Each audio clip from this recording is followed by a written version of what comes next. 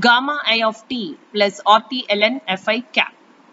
For an ideal solution, this equation becomes J bar ID is equal to gamma I of t plus RT ln Xi Fi. So by making the difference, Gi bar minus Ga bar ID is equal to RT ln Fi cap by Xi Fi.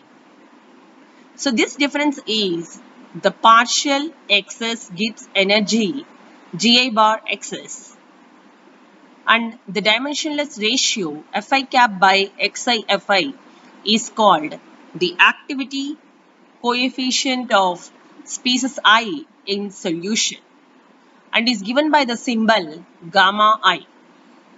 So here gamma I is equal to Fi cap by Xi Fi.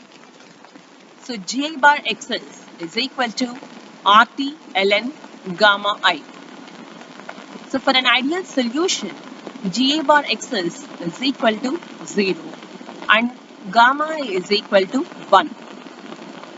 So the above equation can be written as d of nGe by RT is equal to nVe by RT Vp minus nHe by RT square dt plus sigma I ln gamma I into dNi.